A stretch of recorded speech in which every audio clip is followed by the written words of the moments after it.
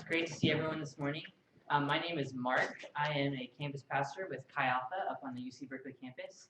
My wife Summer and I have been here for 4 years working with Chi Alpha, and we absolutely love it. We have our 3-month-old daughter, Autumn, with us this morning. She's the joy of our life. We're so happy that God has given us a child this past couple months.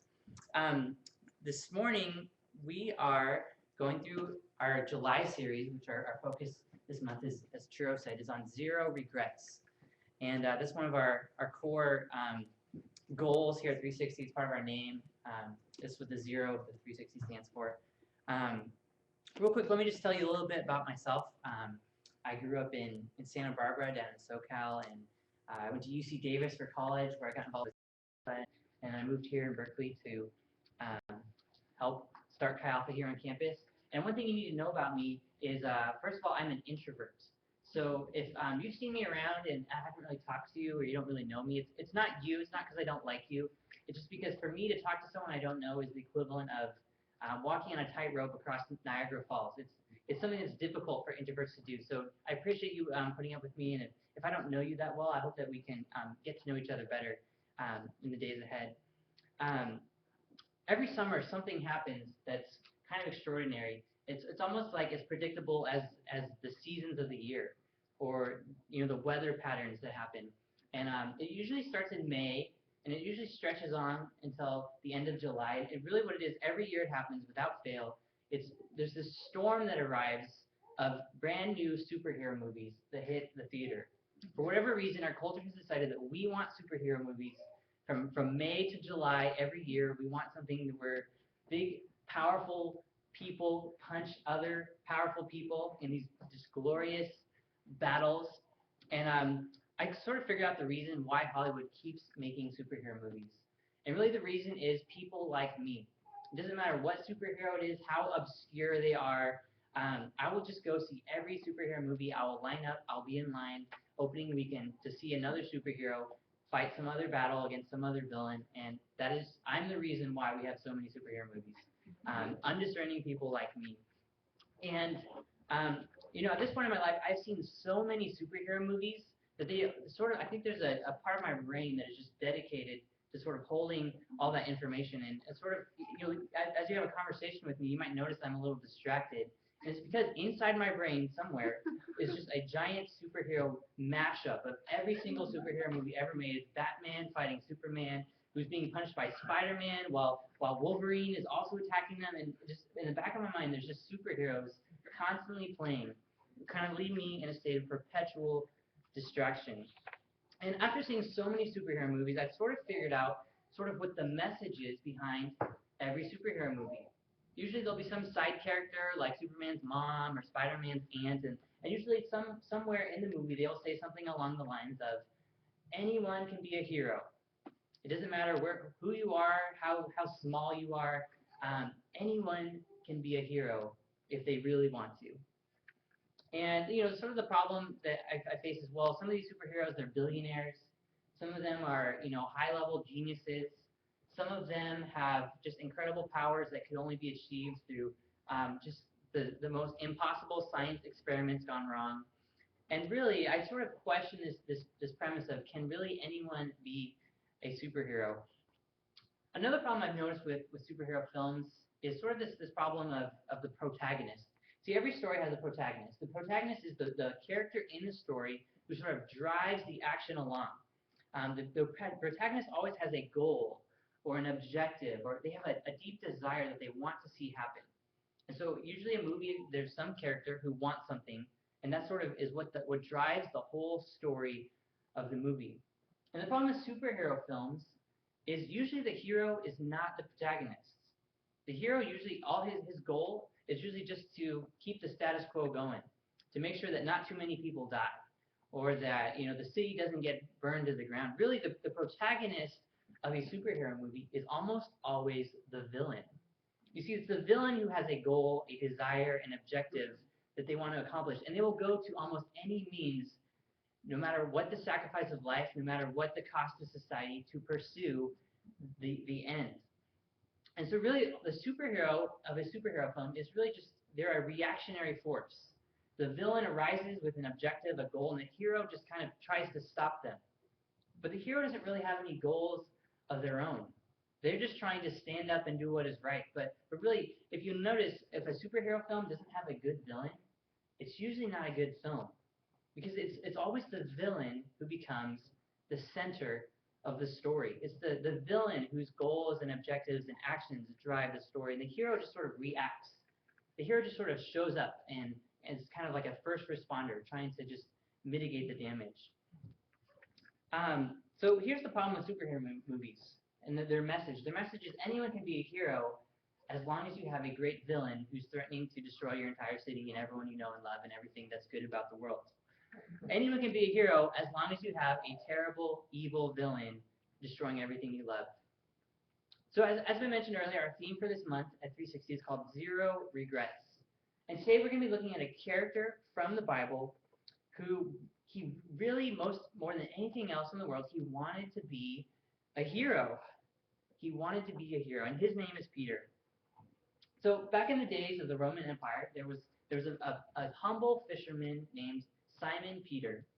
And one day, Peter the fisherman, he was on his boat fishing, as fishermen do, and a spiritual teacher, a man named Jesus, called out to him out on his boat and said, "Follow me, and I will make you a fisher of men." Follow me, and I will make you a fisher of men. So Peter, he decides to become a follower of Jesus. He leaves everything behind, and he starts to watch as Jesus begins to preach to crowds of people about something called the kingdom of God. And he watches it as he watches Jesus as Jesus heals people from terrible diseases, how he casts out demons and performs mighty miracles and teaches people about an aspect of God they'd never heard about before. And Peter begins to realize that Jesus is a superhero. I mean, Jesus has all these powers. Jesus can do all these incredible feats. He can draw crowds. He can amaze people. And then Peter starts to wonder, maybe I could become Jesus' sidekick. One story night, Peter is on a boat with some of the other followers of Jesus, and they're crossing a lake, and a storm arrives and starts to rock the boat, and it gets very dangerous. And they look out and they see Jesus crossing the water on foot. Jesus is walking out on the water. And Peter, who wants so badly to become a hero like Jesus, he jumps out of the boat and he starts walking on water out towards Jesus. Peter is doing it. He's performing a miracle. And then Peter looks around and realizes he's starting to sink. He is falling. He's going to be soon drowning. And Peter is not the hero he thought he was. But right at the very last minute, Jesus reaches out and grabs his hand and pulls him out of the water. Peter has just been saved by his very own personal superhero. Some days later, Jesus is with his followers again, and he announces to them that soon he will have to be killed by his enemies, and that 3 days later he would rise again from the grave. And Peter hears this news, and he is completely shocked. This is not what Peter had wanted to hear. See, Peter has spent he's given up his whole life to follow Jesus, to sort of be a superhero in training, to try to learn from Jesus and become like him. But if Jesus is killed, Peter will lose his chance, and his dreams of becoming a hero, they will never happen. And so Peter challenges Jesus to his face and says, "Never, Lord, this shall never happen to you." And Jesus looks Peter directly in the eye and says, "Get behind me, Satan. You are a hindrance to me. You are not setting your mind on the things of God, but on the things of man." See, Peter wants so badly to become a hero that he cannot let go of Jesus. He cannot let Jesus go and die, because if Jesus were to die, Peter would lose everything that he hoped for. Finally, that day arrives, and it's time for Jesus to go to Jerusalem to face his death. And he calls together his followers, and Jesus does something unthinkable. He begins to wash their feet.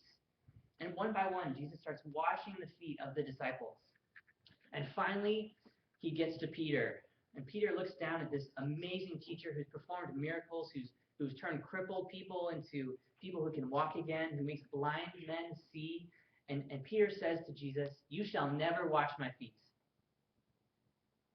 Jesus looks at him and says, "If I do not wash you, you will have no part with me." So Peter kind of is taken aback and he says, "Well, Lord, how about you wash all of me then, not just my feet?" And Jesus says, no, just your feet is fine. Finally, it's time for their last meal together. And Jesus is telling them what is about to go down, the terrible things that will be happening. And Jesus kind of speaks up in front of all the other disciples and says, even if I must die with you, I will not deny you. Even if I must go to my death alongside you, I will never deny you, Jesus. Peter, always the hero. It's now the darkest hour, and bad men are coming for Jesus, and they are going to kill him. Peter sees these men who are they're taking Jesus away, and Peter, in just a moment of just complete reaction, he pulls out his sword, and he chops off the ear of one of the men who's taking Jesus away. And Peter, he looks up, and Jesus is looking directly at him. And Jesus says with pain in his eyes, "Put your sword away, Peter. Shall I not drink the cup my Father has given me?" And Peter just stops, and they take Jesus away. But Peter decides that he's going to go after him. He is going to follow Jesus to his death. And so he starts trying to follow after Jesus and find out where they've taken him. But along the way, some people start to recognize Peter. They start to recognize that, hey, isn't that the man who has been with Jesus this whole time? The man who's been at Jesus' side. And so people start to ask him, aren't you that guy who was following Jesus around? Aren't you one of his followers? And the first time Peter says, oh no, that's somebody else. That's not me. That's definitely somebody else. It happens again. Peter says, no, that's not me with Jesus. I'm just someone completely who's never met Jesus before. I don't know Jesus. And a third time, the same thing happens. 3 times, Peter denies Jesus, the man he spent his life following.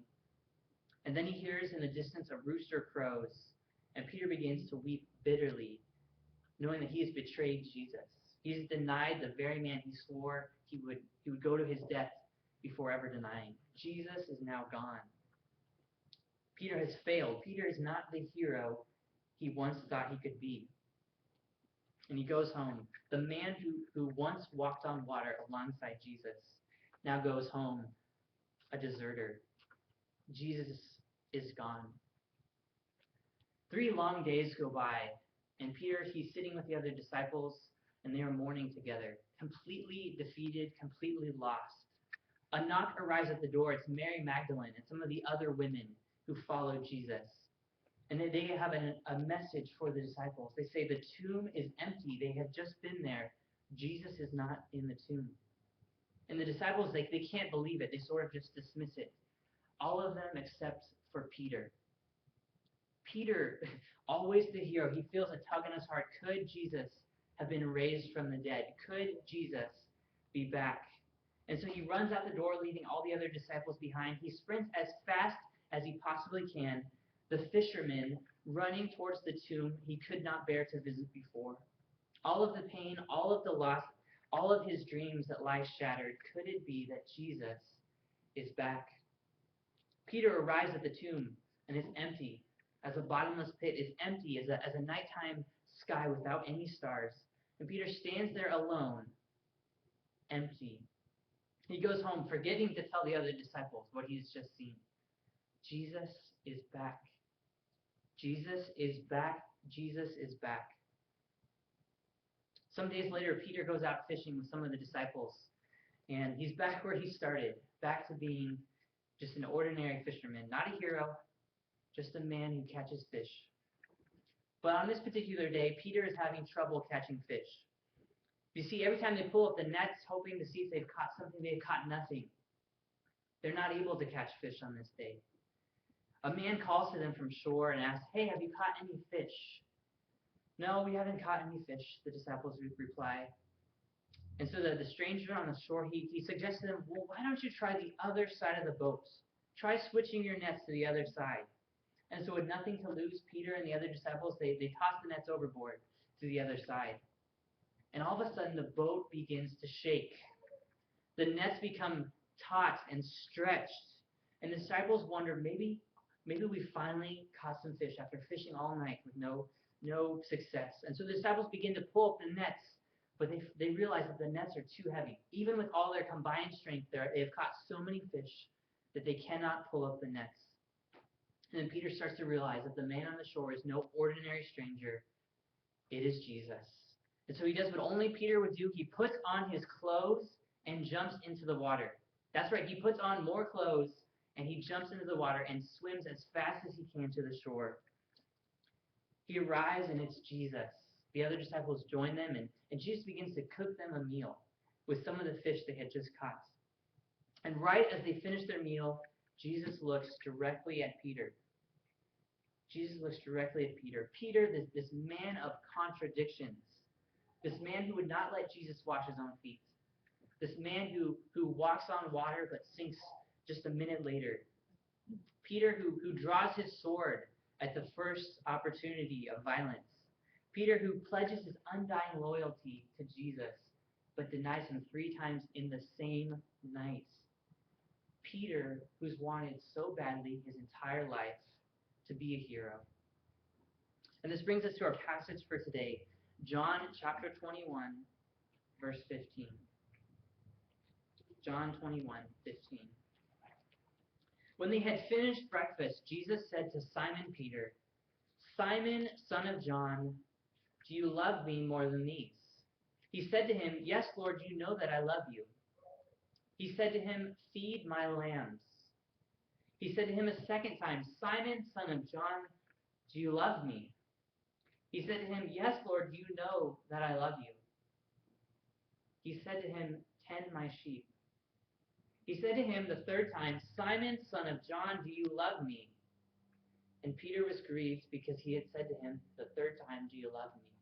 And he said to him, "Lord, you know everything. You know that I love you." Jesus said to him, "Feed my sheep. Truly, truly, I say to you, when you were young, you used to dress yourself and walk wherever you wanted. But when you are old, you will stretch out your hands, and another will dress you and carry you where you do not want to go." This he said to show by what kind of death he was to glorify God. And after saying this, he said to him, "Follow me."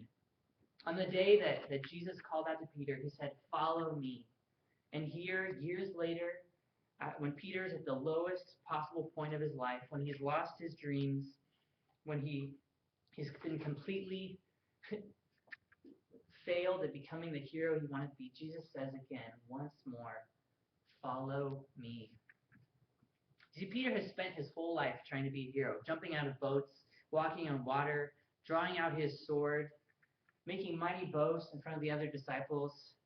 But the thing is, Jesus never asked Peter to become a hero.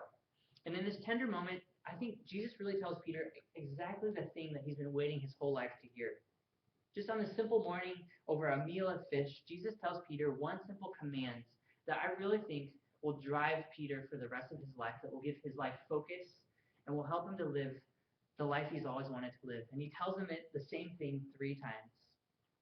Feed my lambs. Tend my sheep. Feed my sheep. In other words, Peter, take care of my people. Take care of my family. Take care of my children. Be a shepherd to my flock. Be a protector, a teacher, a caretaker. Look after my people. Peter, if you love me at all, feed my sheep. See, Peter has been trying to do these amazing feats. He's been trying to be full of courage, to leap headfirst without looking. His whole life he's been trying to get in on the action. But the thing is, being reckless, being first, doesn't make you a hero. And here in this sort of painful moment between him and Jesus that makes Peter grieve, Jesus tells him his future. He finally tells him how Peter's story is going to end. He says, "Peter, you are going to take care of my sheep. You're going to follow in my footsteps. You're going to look after my people until finally one day you'll be taken by the hand and led somewhere you won't want to go. You will be led to your death as a martyr." You see, his whole life, Peter's been led by ambition. He's been wanting to be first. But here, sort of at this final bottom moment of weakness and failure, he discovers his true purpose in life. And that is to put other people first. To look after the lambs of God with all his strength, with tenderness and with compassion, to care for them faithfully and honorably until finally he will be killed, just like his hero Jesus was at the death. He'll be killed by the hands of evil men. See, Peter has always wanted to be somebody. He's always wanted to become important. He's always been wanted to be powerful and brave, and yet this whole time he has failed the whole way. And today I really challenge you, do you want to know how to live with zero regrets?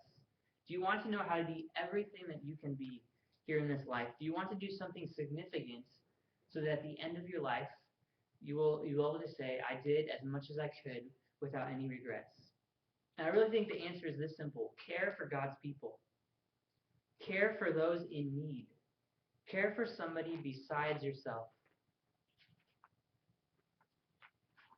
I think that the highest possible calling you can have as a follower of Christ is to look after his sheep, to look after his lambs. There's no greater role than caring for other people. We don't need to become a hero. We don't need to become famous. We just need to care for his lambs. So how do we go about feeding his sheep? Let me give you 3 quick examples as we close today. First story.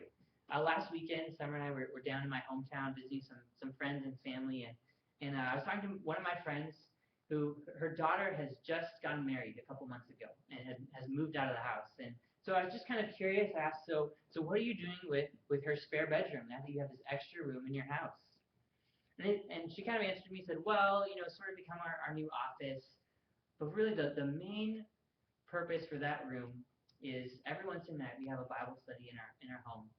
And after Bible study, the women and the men, they separate and they go to pray together. And the men go upstairs and the men use that spare bedroom to pray for one another. And that's sort of now the prayer room for the men every Wednesday night that they get to use and pray for each other's needs. And I thought this was just a really wonderful thing. You see, feeding his sheep means taking what you have and using it for other people. It means using your spare bedroom as a place for the men in your Bible study to just pray for one another, to pray for their deepest needs, to pray for the strength that they can only get from God together. Second story. I also was talking with another friend who recently retired. And she'd worked for the university for many years, and a year ago she finally retired. And so I asked her, so what have you been doing this past year? You're newly retired. How's it been so far? What have you been up to? And she answered me and said, well, mostly I've been babysitting. And this sort of brought out a story of something that happened. I guess a woman in her church, she'd been unable for a long time to find a husband, and so finally she just decided, well, I really want to have kids, but I can't find a husband, so I'm just going to go to a sperm bank and hopefully I can just have a child all by myself.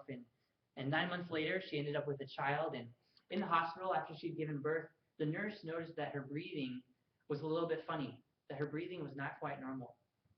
And so the nurse, basically they tracked things on it. It ended up that the house that she had been living in was infested with toxic mold.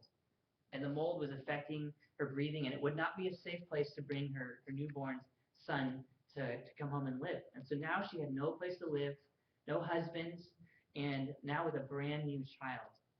And so my friend had heard about her situation and had been involved in her life and said, well, why don't you just come live with me for a while? You can stay with me and my husband and until you get things figured out with your home. And so for 10 months, this woman and her child had stayed at their house. And my friend had been giving just free babysitting for this woman as she figured out a new living situation and sort of got used to having a child and getting back on her feet. And I really thought that was amazing. That, finally after working for all these years, finally retiring, instead of going on vacation, instead of just going to do whatever she wants, she's been spending her free time babysitting for free. So this woman in her church and her child could really get back up on their feet again as they figured things out. And I really think feeding his sheep means using your spare time to bless other people. Feeding his sheep means housing and babysitting a new baby to give the mother time to get back up on her feet. Third and final story. In college, I had a friend named Sam, and he had a rough childhood. For most of his life, his dad was in jail. And sort of as a result, he always had trouble trusting people. And for whatever reason, people always seemed to let him down. And kind of finally, so many people were letting him down and not really being there for him that he finally decided that church was just not a happy place for him anymore. And so one day Sam kind of told me, I'm not going to be coming to Chi Alpha anymore, to the group. I'm not going to be at church anymore. you're probably not just going to see me around anymore. And I told Sam, hey, you know what? That doesn't matter to me. We can keep hanging out. And so every week I would hang out with Sam for a couple hours, and we would just meet together. Sometimes we cook dinner. I would just hear what was going on in his life, and I'd pray for whatever he had needs for. And it sort of got one time. Someone in my life, some people were just telling me, hey, maybe you should stop hanging out with Sam. He's not really around anymore. I don't know if it's a good use of your time. But I sort of knew in my heart that God had told me, hey, keep hanging out with Sam. Sam is a good person for you to keep hanging out with. And so I did keep hanging out with him for a whole year. And sort of some things happened in my life. I ended up getting married and moving to Berkeley. And I had to say goodbye to my friend Sam. And I said, we're not going to be able to hang out as much anymore, but I hope we can still be friends. And, I'll see you down the road sometime. And we sort of lost contact with him for a little bit. And one day I was at a conference and I ran into my friend Sam. And he sort of pulled me aside during the conference and he told me how thankful he was that I had never given up on him. And he said that after I left, he decided that he was ready to go back to church. And even when he even had the opportunity to start leading a Bible study. And he told me that he wanted to start investing in people in the way that I had invested in him. And now even though I had left, now he was the one who was meeting with new students. He was the one who was hanging out with the new freshmen and pouring into them and praying for them and being involved in their life. And he said that I'd been a huge influence on him. That because of the time I spent with him, now he was able to go and spend time with other people and pour into them and build them up. Feeding his sheep means not giving up on people, even when everyone else has given up on them. Feeding his sheep means hanging out with a person that nobody else sees, no one else hears, no one else wants, and investing in them as a person and seeing what God does as a result. Now, I think living in the Berkeley area, you will face temptation. And the temptation is this: it's to become ambitious, to become important, to become successful, to accomplish great things. But in pursuing those things, I think we definitely run the risk of forgetting the things that matter most to God. And that is always people. People are what matter most to God. And I really think Peter, he made mistake after mistake after mistake. And it was because he always wanted to win first place. He always wanted to make a name for himself. He always wanted to become important. But that's not what followers of Jesus do.